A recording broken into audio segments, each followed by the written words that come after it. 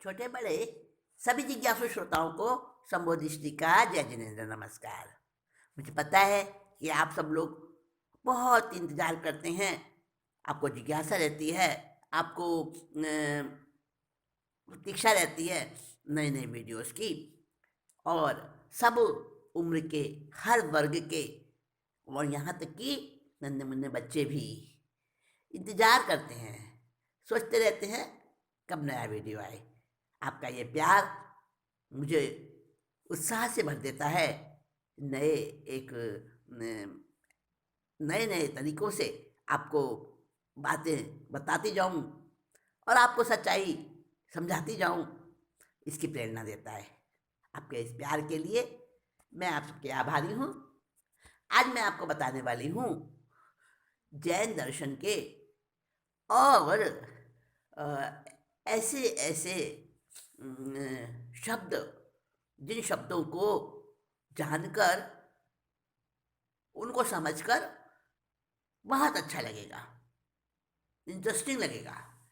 देखो दोस्तों, हमारे यहाँ कुछ शब्द ऐसे हैं जो कि दूसरे दर्शनों में नहीं मिलते हैं।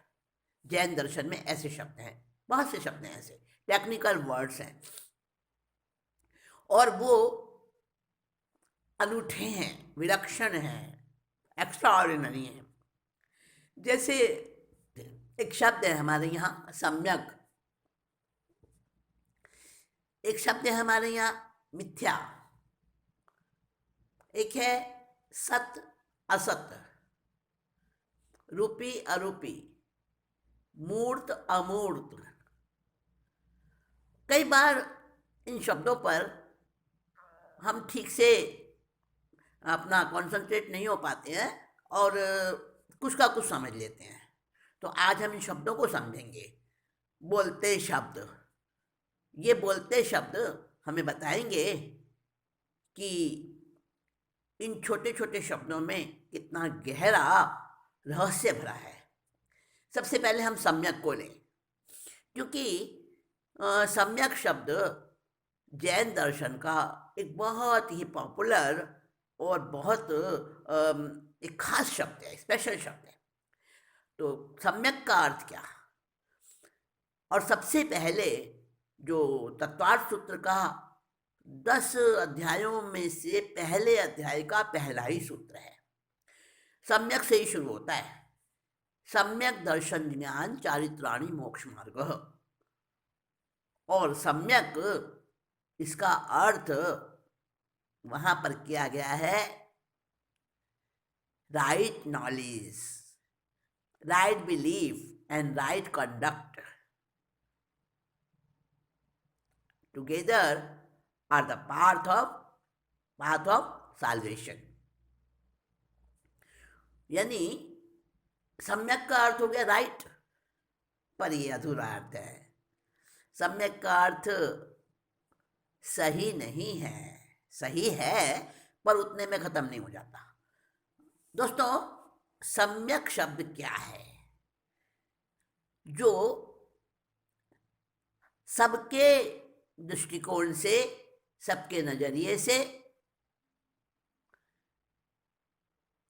और किसी भी प्रकार से अहितकर ना हो, हितकारी ही हो, सबके लिए, उसको कहते हैं सम्यक। अपने लिए और दूसरे के लिए, सबके लिए जो कल्याणकारी होता है, वेलफेयरिंग होता है, उसको कहते हैं सम्यक। आत्मा को जो ऊंचा उठाता है, आत्मा को जो हल्का बनाता है, आत्मा को जो मोक्ष की ओर ले जाता है, वह आचरण, वह कार्य, वह तरीका, वह ज्ञान, वह दर्शन, वह चारित्र, वह शास्त्र, वह धर्म, वो सब सम्यक है। और इससे जो विपरीत है वो मिथ्या है। सम्यक और मिथ्या, ठीक है। सम्यक का अर्थ है एक्यूरेट। अगर हम उसको इंग्लिश में कन्वर्ट करना चाहें, हालांकि तो कोई भाषा बिल्कुल दूसरी भाषा का ठीक ठीक अनुवाद नहीं हो सकती। किसी भाषा का शब्द किसी भाषा दूसरी भाषा के शब्द को ठीक ठीक प्रकार से उसको व्यक्त नहीं कर पाता। हर भाषा का अपना एक महत्व है, अपनी एक अलग शैली है, अपना एक अलग रस है। फिर भी accurate, right, to the point और जिसको कहें हम हितकारी, वो होता है सम्यक। अब सत्य और असत्य। सत्य किसे कहते हैं? सत्य यानी सत्ता, एग्जिस्टेंस, जिसकी सत्ता है, जो है, जो है, जो हमेशा रहता है, वह सत्य है। सत्य जिसकी सत्ता है वह सत्य है। जड़ और चेतन, जीव और अजीव, लोक और अलोक, आत्मा परमात्मा, बंध मुक्ति, ये सब सत्य हैं।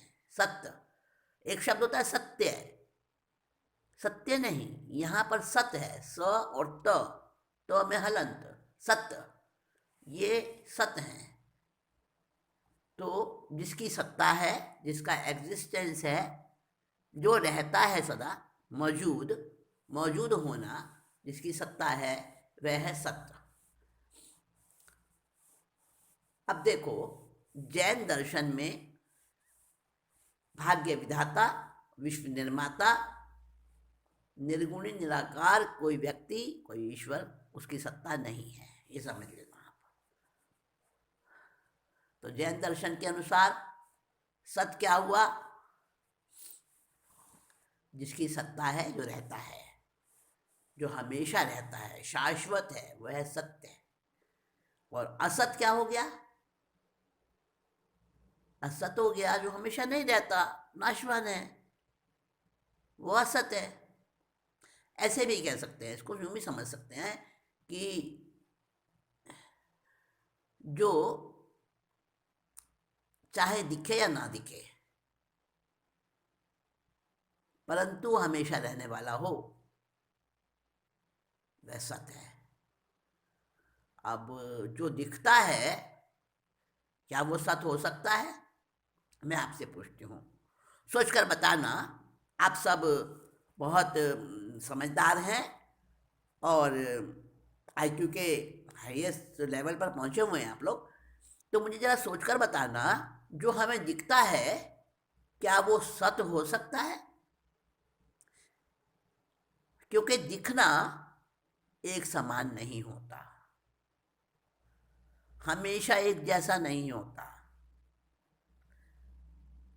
दिखना, सुनना, यानी जो हमें अपनी इंद्रियों से प्रतीति होती है, वो कभी भी सत्य नहीं होती है। ध्यान रख लेना इस बात को, वो असत्य होती है। फिर से बता दूं, जो हमें दिखता है, जो हमें आभासित होता है, वो सत्य नहीं होता, वो असत होता है। मिथ्या नहीं बता रही हूँ, असत बता रही हूँ।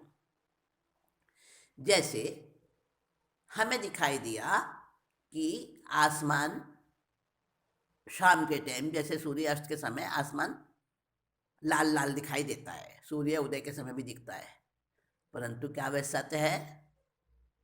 नहीं, वो थोड़े समय के लिए दिख रहा है हमें, हमेशा वैसा नहीं होगा, इसलिए वह सत्य नहीं है। तो सत्य क्या है फिर? सत्य है अरूपी, अमूर्त, निराकार, जो है वो सत्य है। फिर से समझाऊं आपको, आरूपी, अमूर्त। आरूपी का मतलब है जो आंखों से नहीं दिखे, जिसका रंग रूप आकार नहीं दिखता। और अमूर्त का मतलब है कि अन्य इंद्रियों से भी जिसकी अनुभूति नहीं होती है।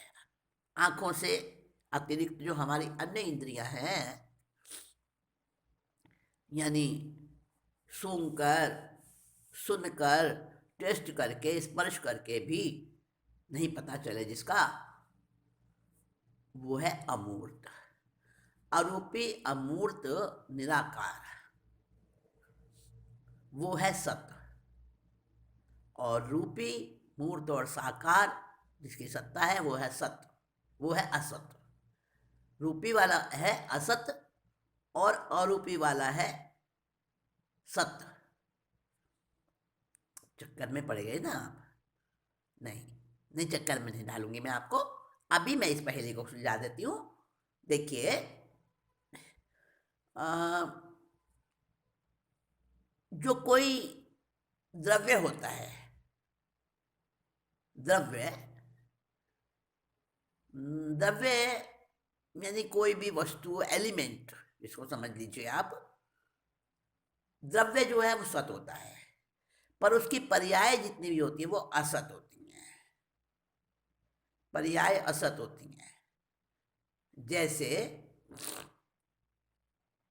जैसे हम समझ लें कि आत्मा, एक उदाहरण है इसका, आत्मा, सत का उदाहरण बता रही हूँ। आत्मा, आत्मा तो सत है, पर आत्मा की पर्याय कौन कौन सी है? मनुष्य, देव, पशु, पक्षी, वनस्पति, हैं, नारकी, कीड़े मकोड़े, सब में आत्मा है। तो ये आत्मा की पर्याय हैं। आत्मा तो सत है, पर आत्मा की पर्याय असत है। जो आज मनुष्य है, क्या वो हमेशा मनुष्य है? नहीं ना। जो आज देव है, क्या वो हमेशा देव रहेगा? नहीं, है ना। इससे हम समझे कि आत्मा सत्य है और आत्मा क्या है? अरूपी है ना, अमूर्त है ना, निराकार है ना। हाँ, ऐसे समझे हम। तो जो सत होता है वो अरूपी होता है, अमूर्त होता है, निराकार सत्ता होती है उसकी। और जो असत होता है वो दिखता भी है, समझ में भी आता है दूसरी इंद्रियों के द्वारा भी, वो असत होता है। तो द्रव्य सत है और द्रव्य की पर्याय जितनी भी है वो असत है। परमाणु भी सत्य है, फिर से समझना, परमाणु भी सत्य है, परंतु परमाणु से बनने वाले आकार, स्कंद, संस्थान, वो असत है। साइंस भी यही मानता है। सॉरी, साइंस कहता है कि सत्य है एब्सोल्यूट ट्रुथ और असत्य है रिलेटिव ट्रुथ। असत का अर्थ मिथ्यात्व नहीं है, असत का अर्थ मिथ्यात्व नहीं है, और सत का अर्थ सम्यक्त्व नहीं है। अलग अलग चीज है, सम्यक्त्व अलग है और सत अलग है। तो सत्य है एब्सोल्यूट ट्रुथ और असत्य रिलेटिव ट्रुथ। असत का अस्तित्व होता है, असत का तो अस्तित्व होता है। मैंने कहा ना कि असत क्या है? पर्याय जितनी भी है सब असत है। मनुष्य, देव, नारकी, सब असत है, पर्याय है ये आत्मा की। तो ये असत है, पर अस्तित्व तो है ना मनुष्य का, देव का, वनस्पति का, है ना। तो असत का अस्तित्व तो होता है, पर हमेशा नहीं रहता है, किसी समय पर होता है। और मिथ्यात्व का तो अस्तित्व भी नहीं होता।